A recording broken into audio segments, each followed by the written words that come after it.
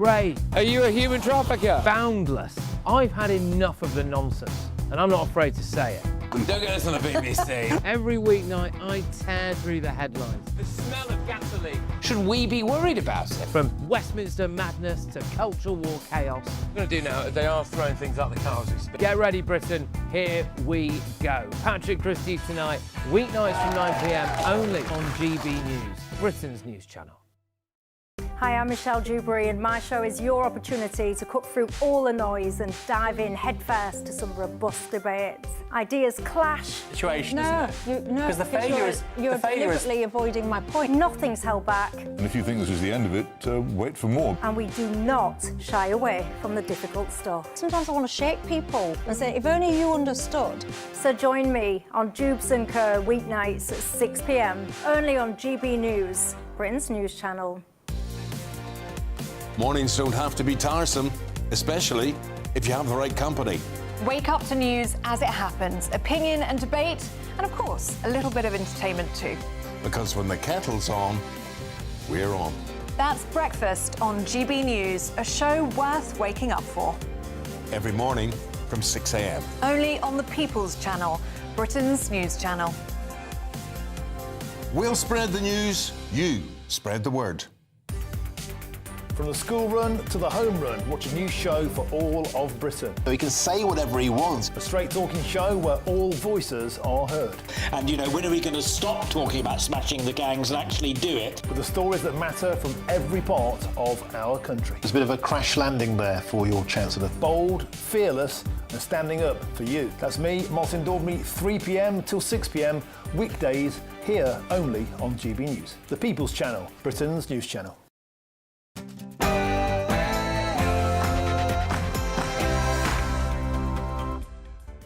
Hello, good evening. It's me, Jacob Rees-Mogg, on State of the Nation tonight. The Prime Minister believes, as does the government, that Peter Mandelson should not retain his membership of the House of Lords or use his title. Lord Mandelson, one of the main architects of New Labour and the man who can seemingly survive any scandal, has resigned from the Labour Party after the Epstein files revealed he received over £50,000 from the disgraced paedophile. Meanwhile, the Prime Minister teases a return to the front bench for Angela Rayner, despite her tax affairs not being cleared up. Are these scandals the culmination of the rot behind New Labour's obsession with PR over substance? Also tonight. In our NHS, hospital waiting lists have fallen. It's been revealed that in a drive to save the NHS, ministers are paying hospitals £3 million a month to remove patients from waiting lists to appear as if the lists are shrinking. A fortnight ago, the Prime Minister claimed waiting lists were down by more than 86,000, but do today's revelations show that Mandelson's New Labour-style spin is still the order of the day. Plus, The welfare system fit for the future, and the current model doesn't work. We need to reform it, and that's what we will do. Britain is becoming the sick man of the G7, this time on benefits. New data show the UK is set to spend 2.2% of GDP on incapacity welfare by 2030. Is it time the Prime Minister dealt with Britain's welfare culture before the nation is bankrupted by its benefits bill? And this is the greatest moment in the modern history of our great nation. Thank you! The Brexit benefits continue to flood in as new analysis by GB News reveals Britain has avoided more than 60,000 pages, 112 miles of EU regulations in the 6 years since we left the bloc. Plus, Spain has decreed that it will give 500,000 illegal migrants citizenship, which, were we still in the EU, would give them unfettered rights to live and claim benefits in Britain. Thank goodness for Brexit. State of the Nation starts now.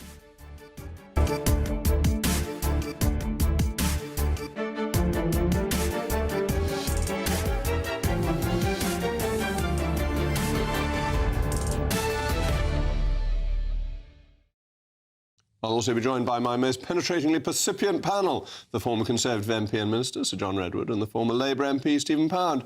As always, let me know what you think. Mail-Mogg at GB News. But now, it's your favourite time of the day, the News Bulletin with the serendipitous Sam Francis.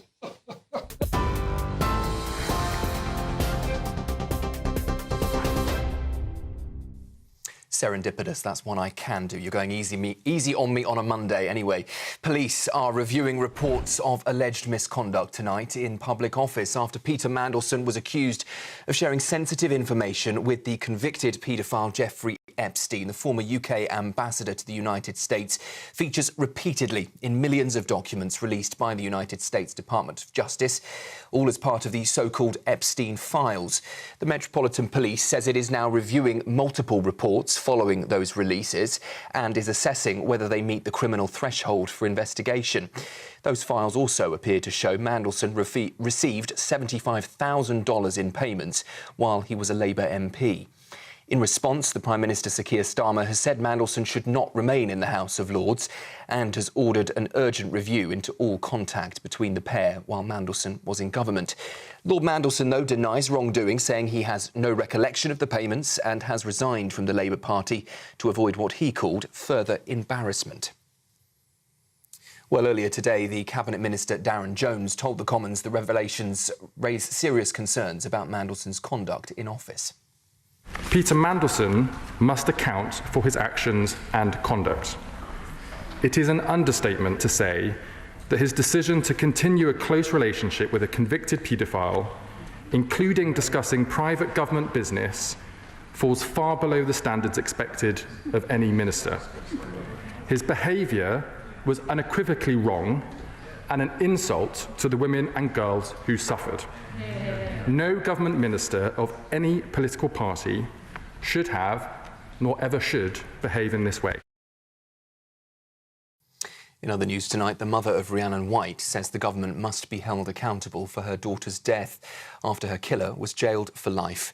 Rhiannon was murdered at a train station in Walsall, stabbed 23 times with a screwdriver by Deng Majek, an asylum seeker. Majek has been sentenced to life in prison with a minimum term of 29 years. Speaking to GB News this morning, Siobhan Whyte said her family will now campaign in Rhiannon's name, supporting other families and pushing for stronger protections for women and girls. And a warning, this next clip does contain some distressing details. There was absolutely no reason at all. No reason. As you've seen from the CCTV links, he literally just watched her for hours. There was no reason. They'd never even crossed words. We have sat quiet for 15 months for Rhiannon's sake, because I wanted justice. We're not a family that are going to go and kick off. What's the point? Because Rhiannon's not the first case, and sadly she won't be the last. But we were handed a life sentence today. I had to watch my daughter die. Well, in response, the Home Office has released a statement saying this vile criminal is now behind bars where he belongs and has rightly received the strictest punishment, a life sentence. It goes on to say in that statement that the Home Office shares public anger over what it calls a broken asylum system, insisting it is taking action to keep dangerous offenders out of the country and to close asylum hotels. Resident doctors in England have voted to continue industrial action for another 6 months, keeping pressure on the government over pay and conditions. The BMA says 93.4% of those who voted backed further strikes. But worth noting, turnout was just over 52%, meaning roughly a third of all resident doctors actively supported action. The government says doctors have already had a nearly 29% pay rise over 3 years and insists talks are ongoing with the Health Secretary, Wes Streeting, as he says he wants to avoid a disruption in 2026. Well, the BMA says strikes are not inevitable, but warns patience is running out. And the Met Office has warned that further heavy rain could worsen flooding across parts of the southwest just days after Storm Chandra battered the region. A yellow rain warning is now in force for Cornwall, Devon, Dorset and Somerset, where the ground is already saturated. Forecasters say there's a risk to homes and property, with surface water and river flooding possible if downpours persist. The latest alert follows a month of relentless weather with storms, snow and heavy rain causing disruption across much of the UK throughout the last month. Those are the latest headlines for now. I'll be back with you in an hour.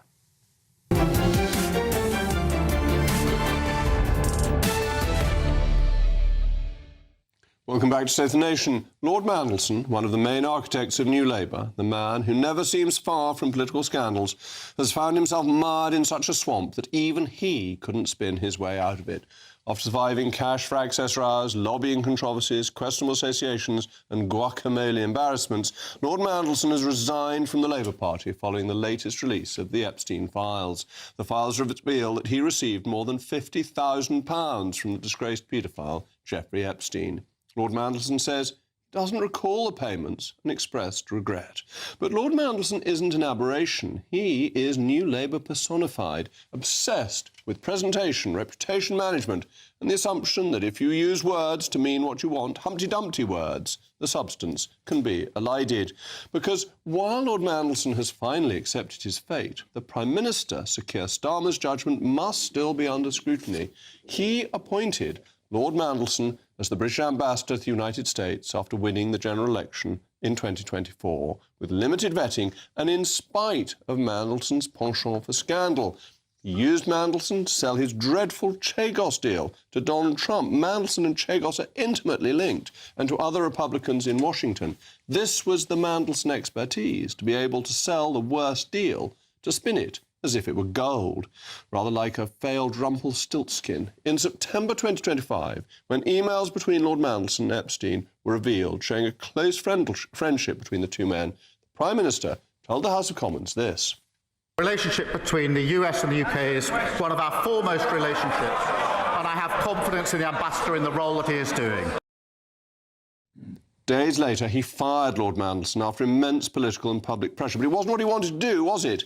He left Britain then with an interim ambassador. Mandelson last night resigned from the Labour Party, and today the government says he should be removed from the House of Lords. Peter Mandelson must account for his actions and conduct. It is an understatement to say that his decision to continue a close relationship with a convicted paedophile, including discussing private government business, falls far below the standards expected of any minister. His behaviour was unequivocally wrong and an insult to the women and girls who suffered. No government minister of any political party should have, nor ever should, behave in this way. Well, I think the one thing the Minister got right is to say it's an insult to the women and girls involved. But it is the culmination of the rot at the heart of New Labour's ideology. In the 90s, Tony Blair's Labour shifted its focus to spin, PR and optics with little regard for truth or respect for the British people. Today, Sir Keir suggested Angela Rayner may make a return to frontline politics after resigning as Deputy Prime Minister over tax discrepancies on her third home. Rayner says she made an honest mistake and there's no suggestion of criminality, but her tax affairs remain unresolved, untransparent and not properly disclosed. Yet she may soon be back on the front bench. This is sheer arrogance. It's exactly the same type of arrogance that allowed Mandelson to return after so many scandals. What we, your masters, do wrong ought not to worry you, the little people. It is the model of socialism. Do as I say, not as I do.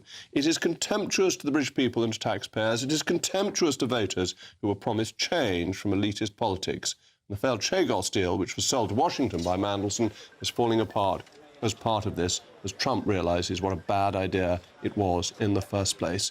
Mandelson's downfall is the legacy, the culmination, the ultimate conclusion of New Labour. Let me know what you think, mailmog@gbnews.com. Well, I'm joined now by my panel, Sir John Redwood and Stephen Pound. Stephen, you're more old Labour than New Labour. You never had a great relationship with New Labour, and Tony Blair and you, I don't think, ever. I was old New Labour. Oh, you were old New Labour. You must be pretty depressed by where your party was There's a couple of things that really depressed me about this, Sir Jacob. Firstly, and this may come as a surprise to some people, Peter Mandelson was an incredibly effective minister in Northern Ireland. His idea to give the RUC the George Cross, which had previously been awarded to the island of Malta, went down very well indeed, and he was very, very clever. However, I think he was kind of overcome by his own image, and as he said the other day, he flew too close to the sun. It's profoundly embarrassing, but can I just address your point about spin back in the day? Peter Mandelson was known as the third man, if you remember Blair, Brown and Mandelson. There's been no less spun and more unspun politician in the history of this country than Gordon Brown. I mean, you couldn't spin Brown if you put him on a turntable. You know, so I'm sorry, Gordon Brown was the most unspun politician. But Mandelson, back in 95, 96, it was a stroke of genius. I remember being in Millbank and there was some attack on us, and he said, "Get me a bishop straight away." And we got a bishop on the phone to refute this. He was very, very clever. But the reality is, and I think... Clever but not honest. And that's degraded British politics. I wish I could argue with you. OK, I better bring John in, because the sad thing is, and when I say this on other forms of social media, people don't like it, but most politicians try their best to be honest. Mandelson has poisoned the well for New Labour, but in a way for all of us. Yes, it's very damaging indeed. And he really messed up our relationship with the United States of America, because President Trump wanted to keep our perfectly good, competent ambassador. Mandelson came in and they threw her out in order to put Mandelson in.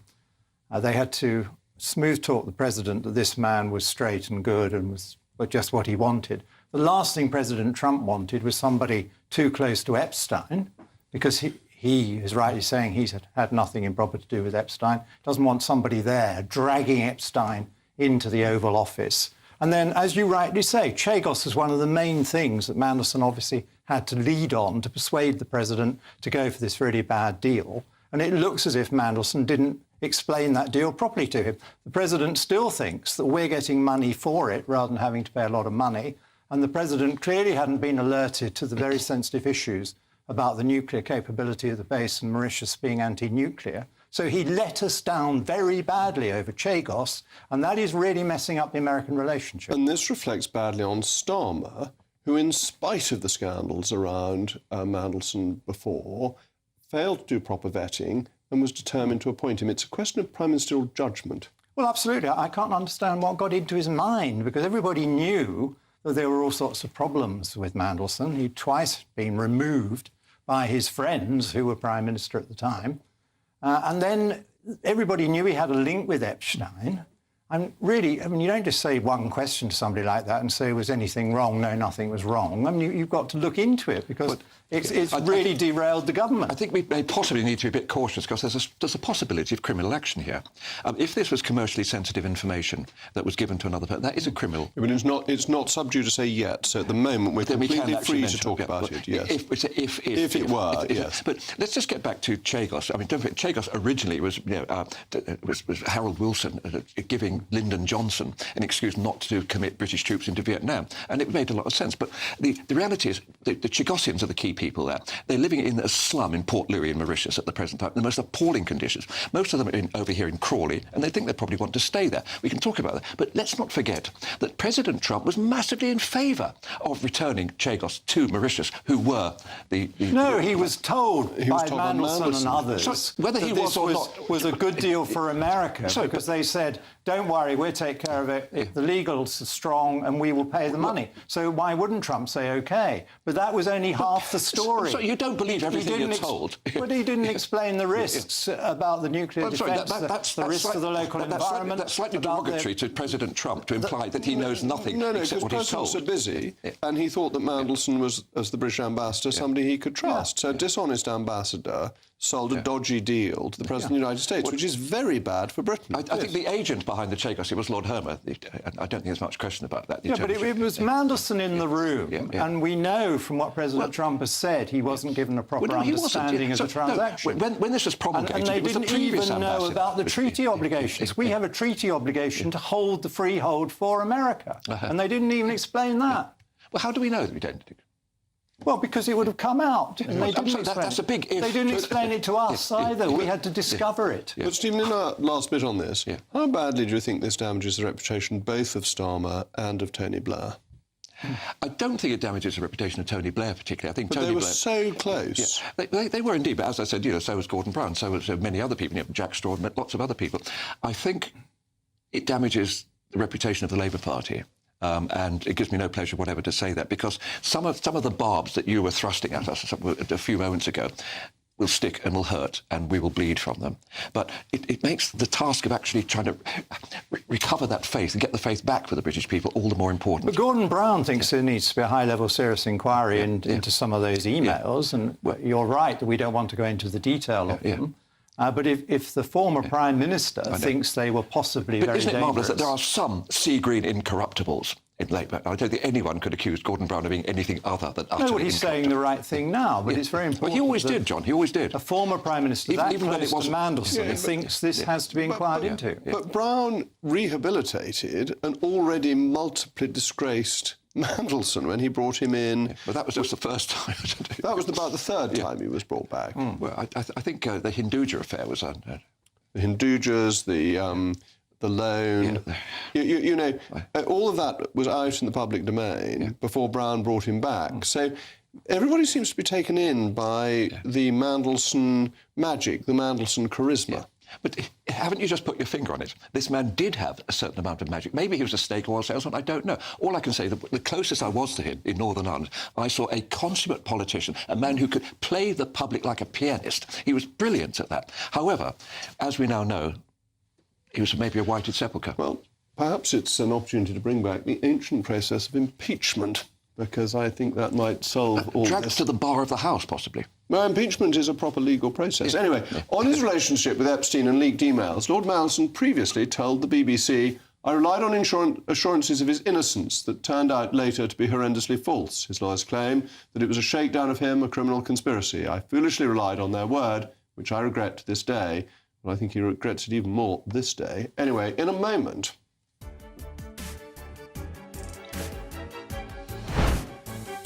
By investing in our NHS, hospital waiting lists have fallen.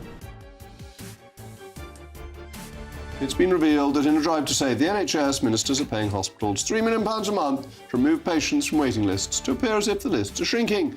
Do today's revelations show that Mandelson's new Labour-style spin is still the order of the day? And why has the Italian Prime Minister mysteriously, miraculously almost, appeared?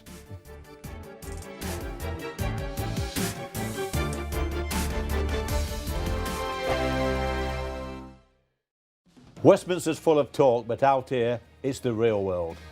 Am I allowed to talk then? No, that's it. This is where it matters, real people and real lives. That's what politics is all about. The fact has Trump made a good start? No. Straight answers, no spin, and just a couple of pints. How many fingers have I got up? About 10. So join me for Lee Anderson's Real World every Friday at 7 p.m, only on GB News. The People's Channel, Britain's news channel.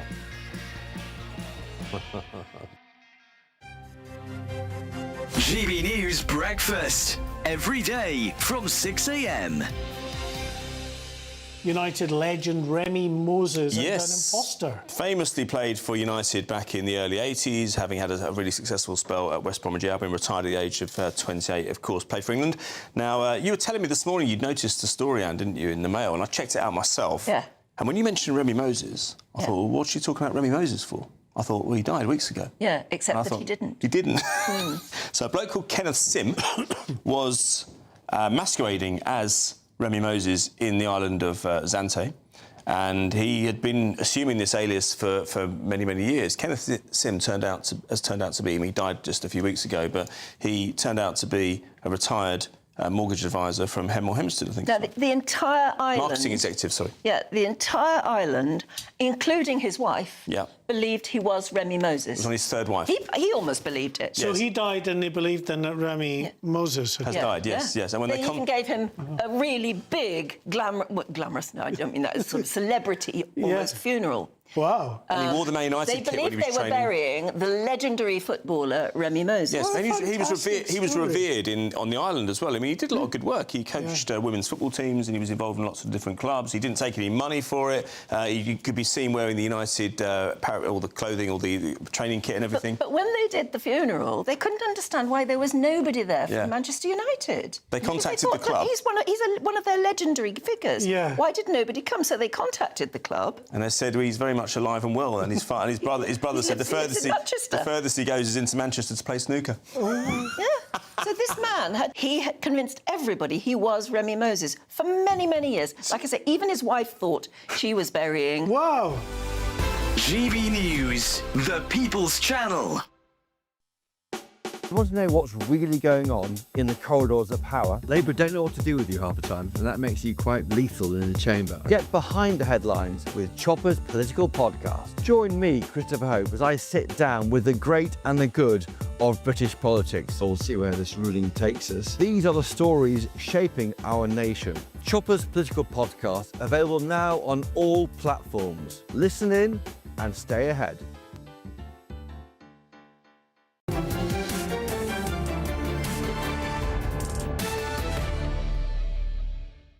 It's been revealed that ministers are paying NHS hospitals around £3 million a month to remove patients from waiting lists in an attempt to make the healthcare backlog look like it's improving when it's not. The Times reports in November, 346,300 were removed from NHS waiting lists, 82,000 more than the month before, which accounted for almost the entire claimed drop in the waiting lists. Last month, the Prime Minister praised a fall of more than 86,000 as proof the NHS was turning a corner.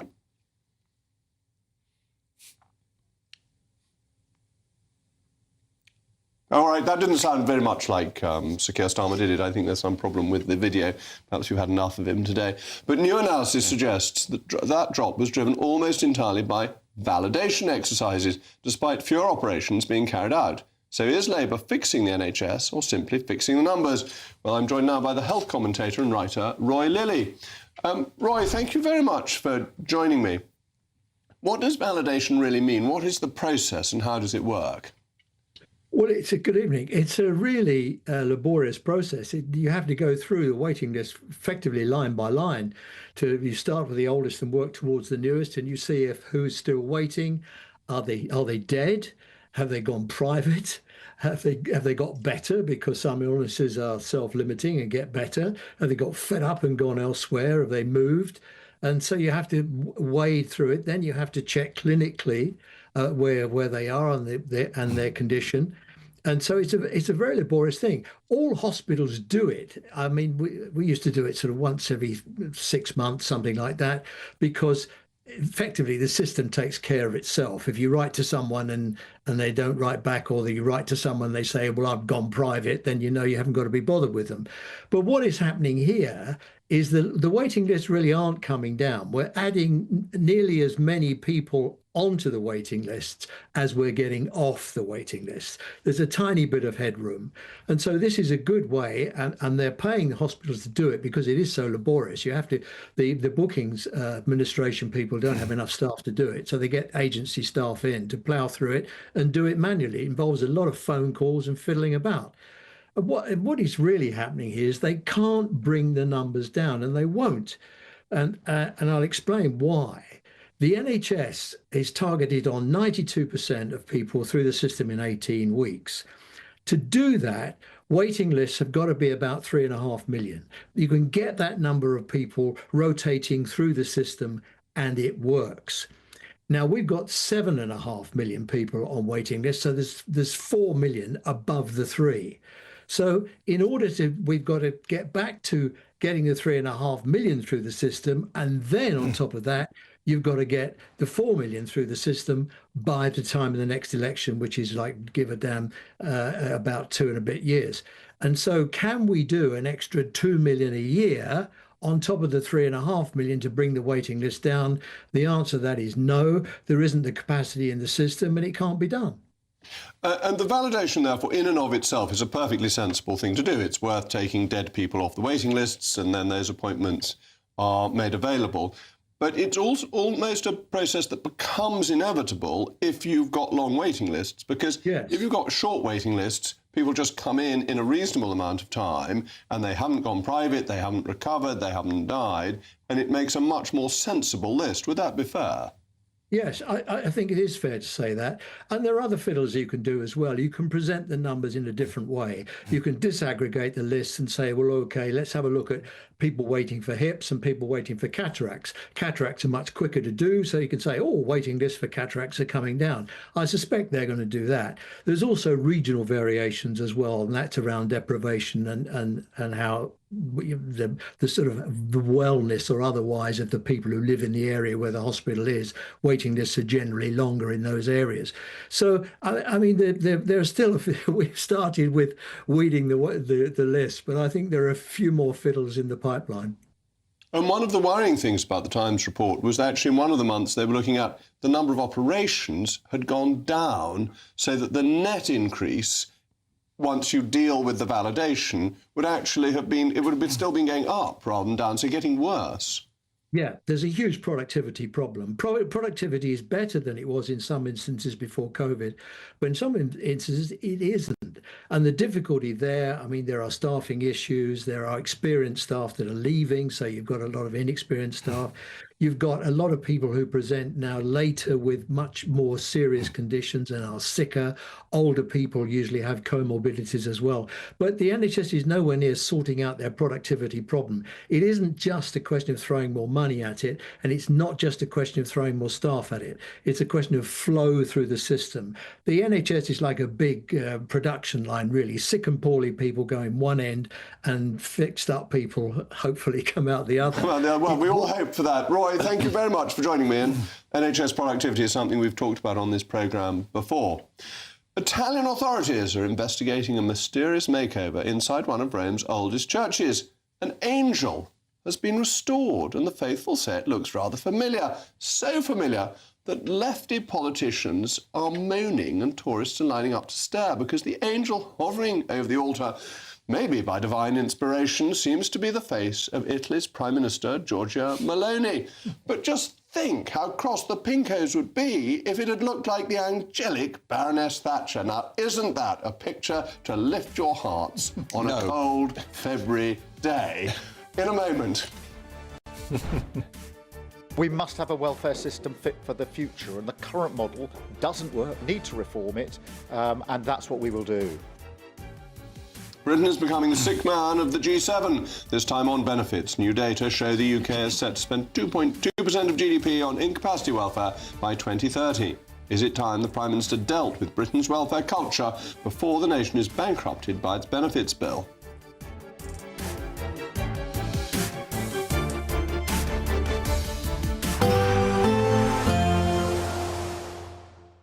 Dinner under the stars tonight? That reminds me of our travel insurance. You mean all clear skies? All Clear Travel Insurance sponsors GBNews Travel Destinations Forecast. The current unsettled weather is extending to many other areas of Europe as well, particularly parts of Portugal and southern Spain, seeing some very persistent rain at the moment, some localised flooding around here. Showers that are pushing across the continent are also bringing mountain snow over the Alps, but whilst eastern areas of the Mediterranean get a brief respite on Tuesday, we are expecting further thunderstorms and heavy showers to move through here later on in the week, so still rather wet for many. All Clear Travel Insurance sponsors GBNews Travel Destinations Forecast.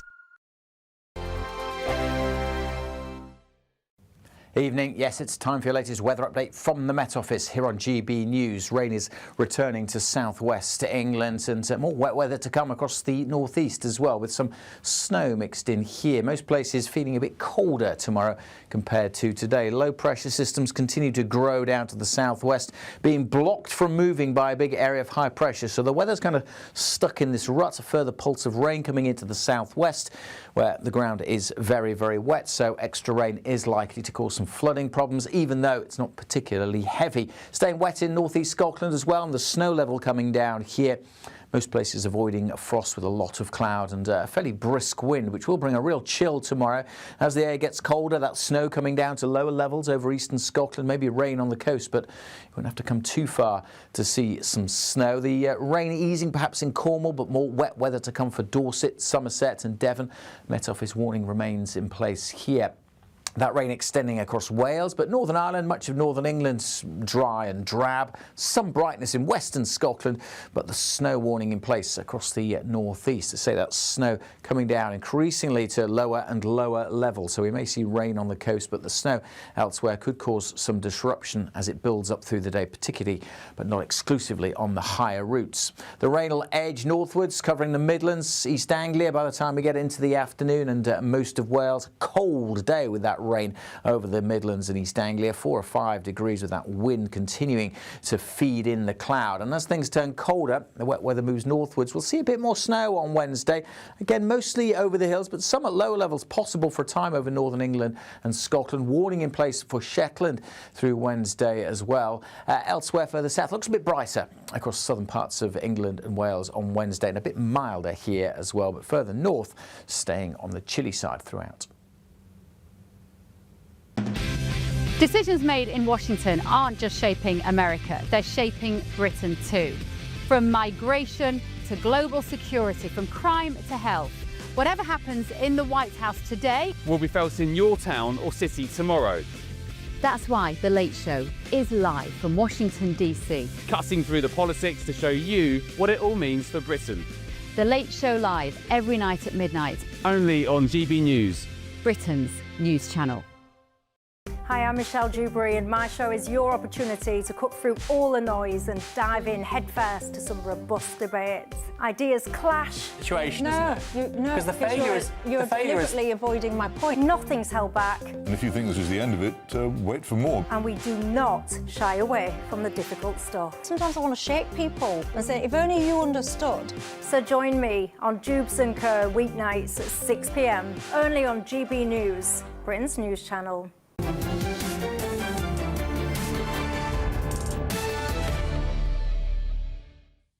Britain has become the sick man of the G7 because our out-of-control welfare spending.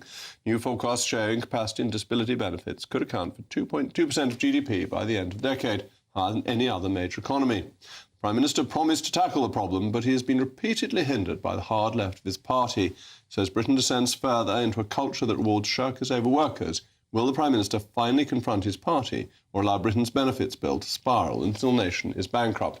Well, my panel is with me, John Redwood and Stephen Pound. John, I think I saw at the weekend that 6.5 million people would be better off on benefits than working. This is a disaster for the economy, isn't it? Oh, completely. And it's writing off a lot of younger people, which worries me a great deal, because they're being given effectively a sick note for life because they've got moderate mental health conditions that aren't going to be put right by spending a life not working, but might actually be helped with proper support and therapy and getting a job. Very often what they need is more social engagement and more activity. So I think social policy urges the Prime Minister to do something about this, as well as economic policy. But we have far too many people not willing or not able to work or promised more money by not working.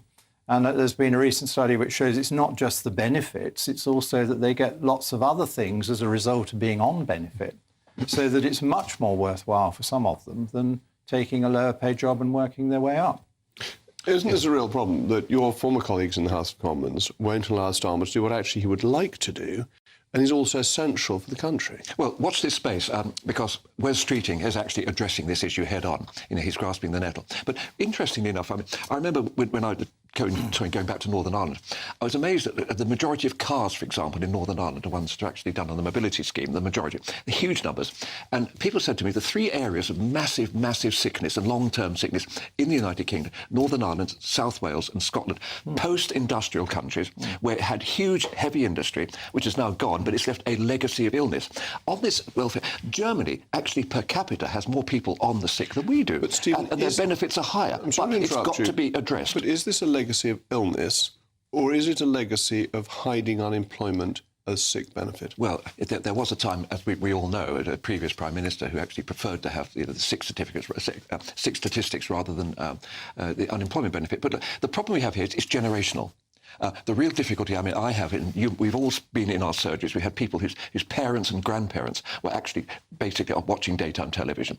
And a lot of this is to do with the huge increase in minor mental illnesses. Don't forget, nowadays you can get on PIP, but we have an interview over the phone, on Zoom. Now, how can you possibly make an estimate which is costing this country billions on a Zoom call? But it's cultural that people feel they're entitled to have these benefits. It's very hard to take them away from people who've already got them.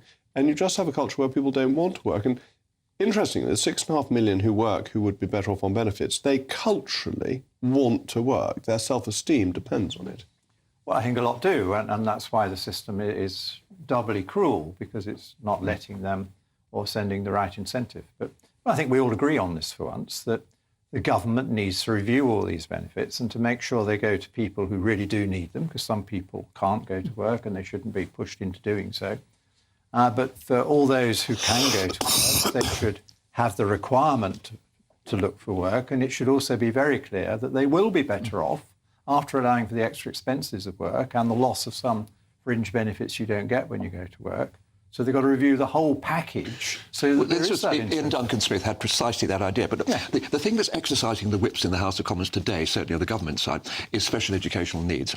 Now, this is now absolutely ballooned up. 71% of local government expenditure is statutory expenditure, and over half of that is on special education needs and special services for the young and the elderly. And yet, the minute you actually talk about restricting this, people seem to go absolutely doolally about it. So we've absolutely got to face, we've got to bite the bullet in something which is very difficult for, by and large, I mean, without being silly about it, a lot of, Labour people are actually quite sentimental about things, and we actually like to think we're there to help the weakest. In this particular case, we're not helping the weakest. We're encouraging the weakest, and we're creating weakness. And the sooner we realise that, the better. Maybe I can say this, but I think I actually said it when I was in the House. Didn't make me popular, but it's got to be said. But old Labour knew this. It was the party for working people. And anybody who could work should work, and it was about promoting job opportunities and making sure there was that gap between. It's a pride and dignity. Yes, work is very important for the self-respect of the individuals who are working. But nobody's going to work hard, work 40 hours a week, if it makes them worse off than if they're on benefits. You just create an impossible position for them. I think there are some people who do. Well, the thing that used to really get my goat about, you have somebody in a house who was on this, and then the next door neighbours would say, well, why should... and it becomes corrosive. All right, well, I think we've got a right of reply, which I hope is going to appear, because a government spokesman said... they're such comedians, and they make Bob Monkhouse look so unfunny. We're fixing the broken welfare system we inherited, including through a package of measures to save nearly £2 billion by the end of the decade, out of a budget that's £160 billion. Anyway, changes to universal credit to narrow the gap between what people receive for being unemployed compared to long-term sickness, and the Timms review, which will make sure PIP is fit and fair for the future. Well, that's very reassuring. In a moment...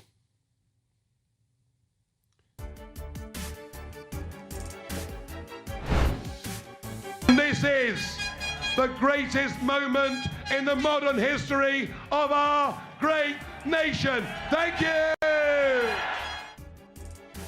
How many vowels are there in you? The Brexit benefits continue to flood in as new analysis by GBNews reveals Britain has avoided more than 60,000 pages of EU regulations in the 6 years since we left. Plus, Spain has decreed that it will give 500,000 illegal migrants citizenship who could otherwise come here. Thank goodness for Brexit.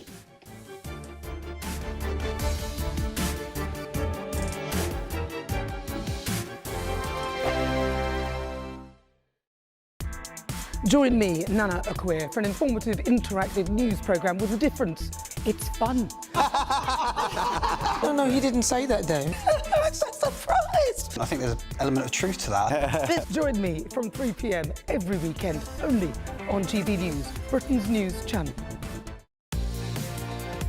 Mornings don't have to be tiresome, especially if you have the right company. Wake up to news as it happens, opinion and debate, and of course, a little bit of entertainment too. Because when the kettle's on, we're on. That's Breakfast on GB News, a show worth waking up for. Every morning from 6 a.m. Only on the People's Channel, Britain's news channel. We'll spread the news, you spread the word. From the school run to the home run, watch a new show for all of Britain. He can say whatever he wants. A straight-talking show where all voices are heard. And, when are we going to stop talking about smashing the gangs and actually do it? With the stories that matter from every part of our country. There's a bit of a crash landing there for your Chancellor. Bold, fearless and standing up for you. That's me, Martin Daubney, 3 p.m. till 6 p.m, weekdays, here only on GB News. The People's Channel, Britain's news channel. Westminster's full of talk, but out here, it's the real world. Am I allowed to talk now? No, that's it. This is where it matters, real people and real lives. That's what politics is all about. In fact, has Trump made a good start? No. Straight answers, no spin, and just a couple of pints. How many fingers have I ever got up? About 10. So join me for Lee Anderson's Real World every Friday at 7 p.m, only on GB News. The People's Channel, Britain's news channel. You want to know what's really going on in the corridors of power? Labour don't know what to do with you half the time, and that makes you quite lethal in the chamber. Get behind the headlines with Chopper's Political Podcast. Join me, Christopher Hope, as I sit down with the great and the good of British politics. We'll see where this ruling takes us. These are the stories shaping our nation. Chopper's Political Podcast, available now on all platforms. Listen in and stay ahead. Britain deserves a newsroom that puts the facts and your voice first. Well, and that's what you get on GB News. Lively debates, lively conversation. And we're not afraid to hold power to account. And each other. So join me, Andrew Pierce. And me, Miriam Gates, for Britain's Newsroom, weekdays from 9:30 on GB News. At GB News, we love to hear from you, our loyal community. So drop us a line at gbnews.com/yoursay. There, you can talk to each other and also to the presenters live on air. gbnews.com/yoursay, because GB News is your channel, Britain's news channel.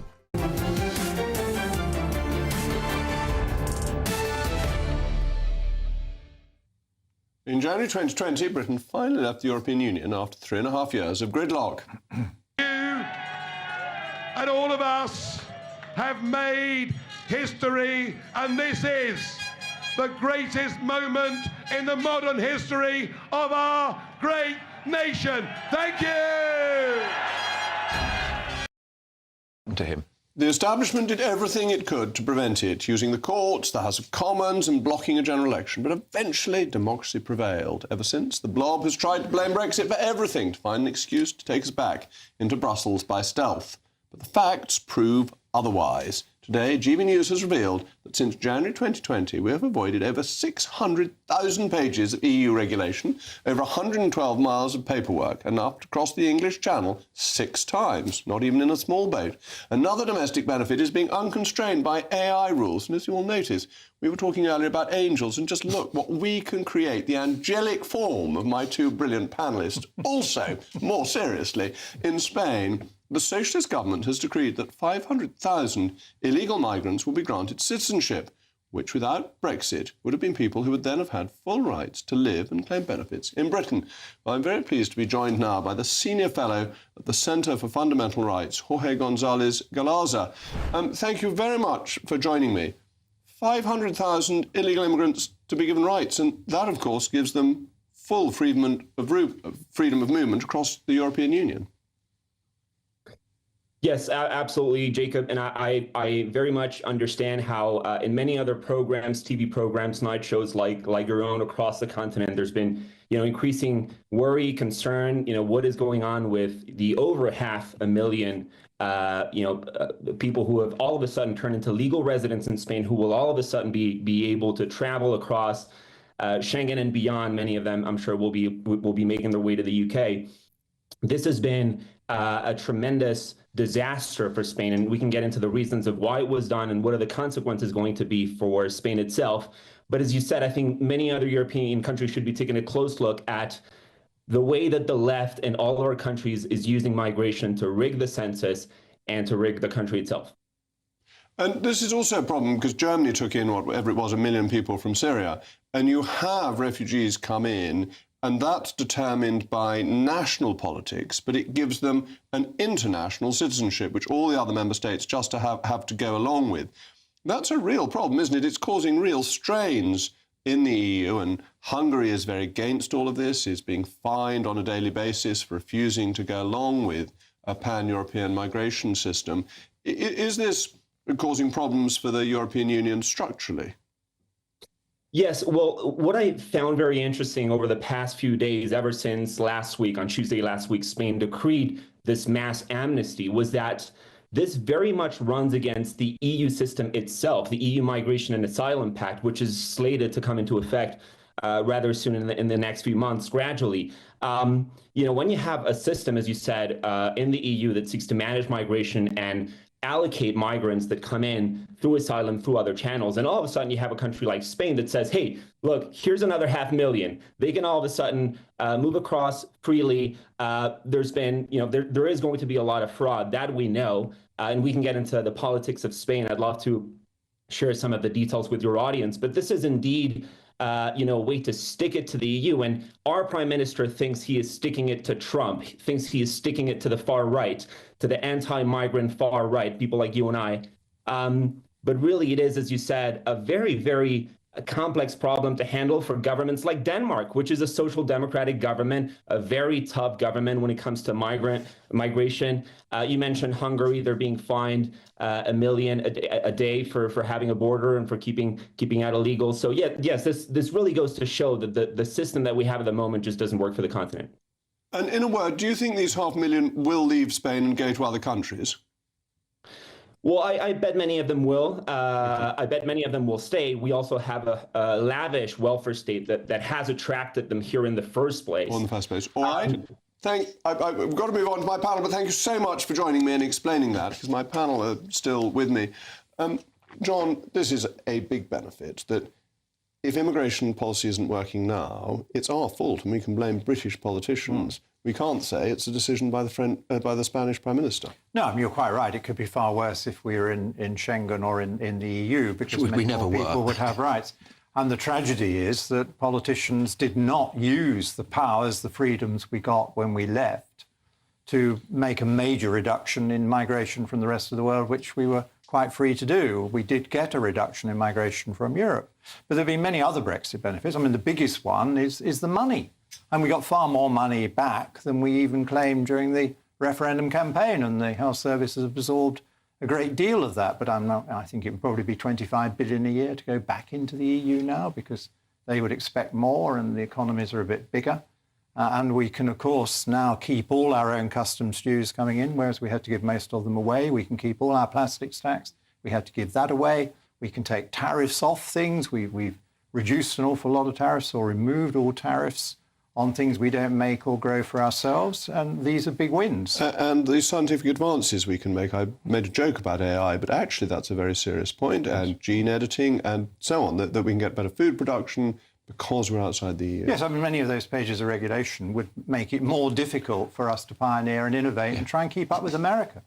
Stephen, the sort of key question seems to me for the Labour people who want a reset is, where do they get the money for this? What taxes are they going to propose putting up to pay billions to the EU every year? Well, I mean, virtually every respectable economist will tell you that there's actually been a big hit to the British economy. And people say in the long term, well, I'm sorry, in the long term we could be better off. In the short term, we outperform France and Germany. I'm sorry, but look, they've got no evidence for it. Well, I'd also question whether respectable economist isn't an oxymoron, but never mind. But look, let's just concentrate on the question we asked. Spain has a huge problem with rural depopulation, massive problem.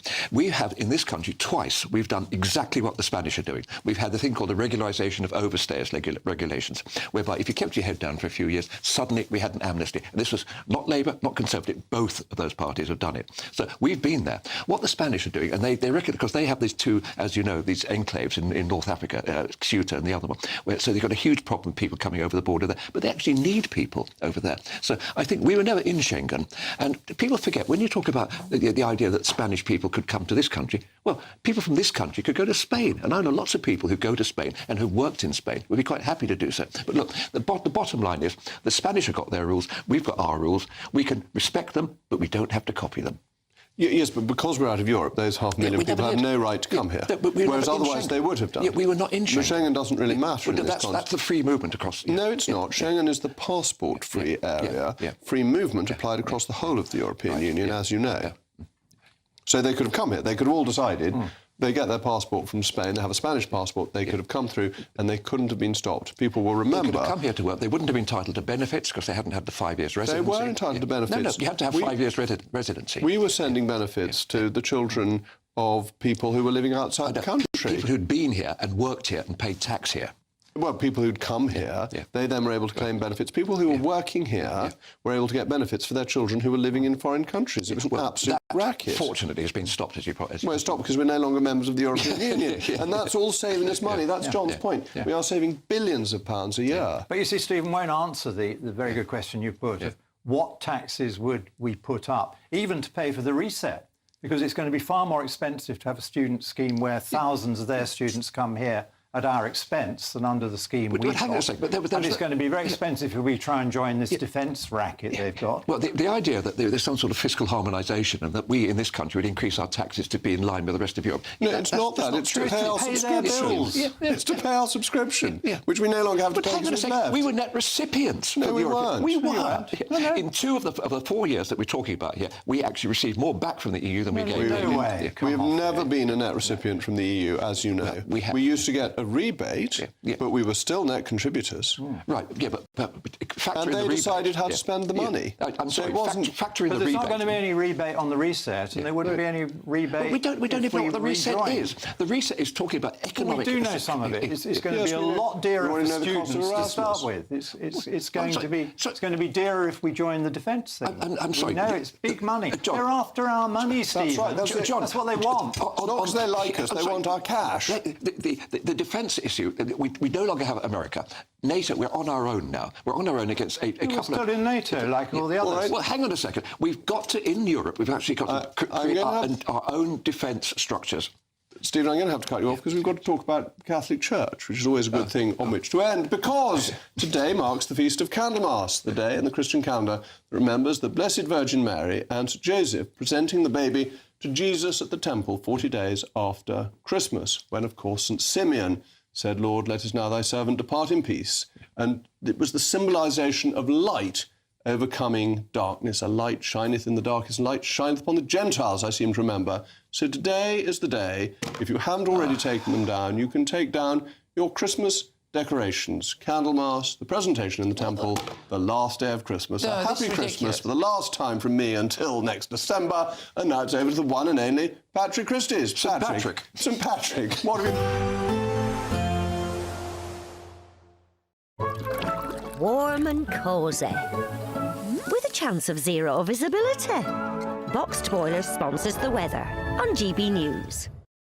Evening. Yes, it's time for your latest weather update from the Met Office here on GB News. Rain is returning to southwest England and more wet weather to come across the northeast as well, with some snow mixed in here. Most places feeling a bit colder tomorrow compared to today. Low pressure systems continue to grow down to the southwest, being blocked from moving by a big area of high pressure. So the weather's kind of stuck in this rut. A further pulse of rain coming into the southwest, where the ground is very, very wet. So extra rain is likely to cause some flooding problems, even though it's not particularly heavy. Staying wet in northeast Scotland as well, and the snow level coming down here. Most places avoiding frost with a lot of cloud and a fairly brisk wind, which will bring a real chill tomorrow. As the air gets colder, that snow coming down to lower levels over eastern Scotland, maybe rain on the coast, but you won't have to come too far to see some snow. The rain easing perhaps in Cornwall, but more wet weather to come for Dorset, Somerset and Devon. Met Office warning remains in place here.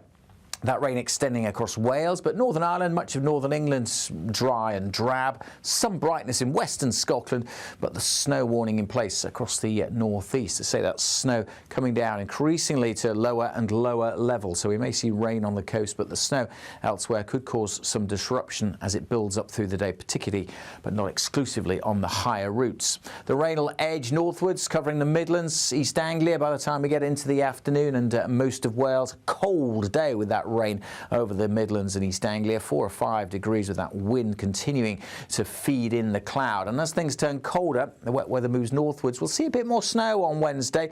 Again, mostly over the hills, but some at lower levels possible for a time over northern England and Scotland. Warning in place for Shetland through Wednesday as well. Elsewhere further south, looks a bit brighter across southern parts of England and Wales on Wednesday, and a bit milder here as well, but further north, staying on the chilly side throughout.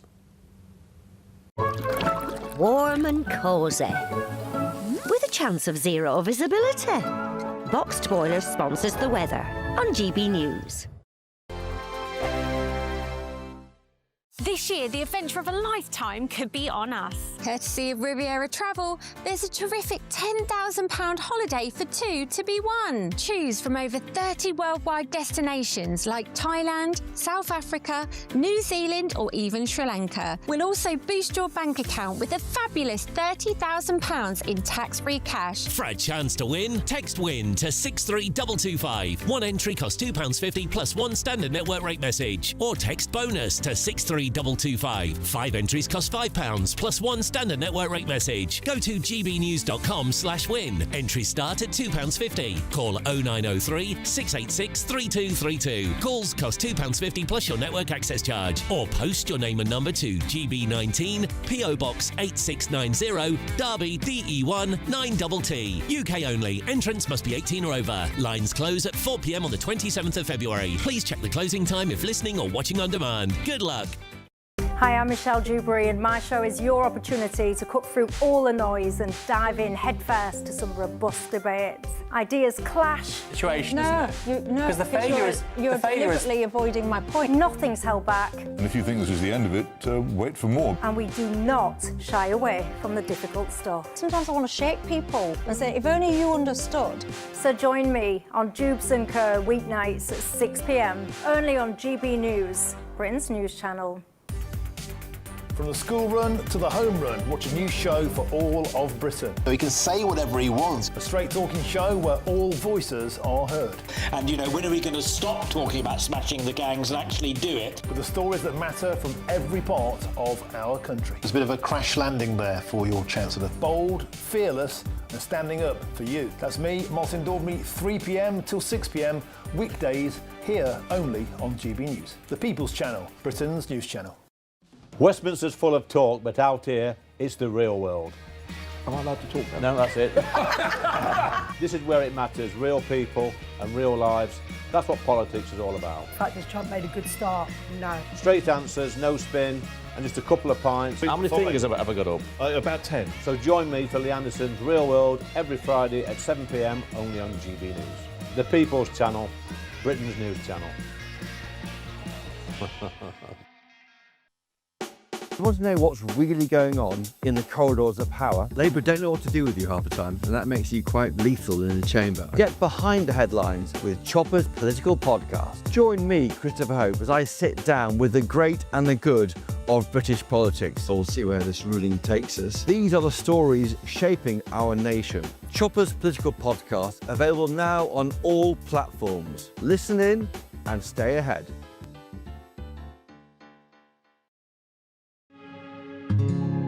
We love Great Britain. We love its history, its culture and its tradition, and that's why we're so proud to be part of GB News.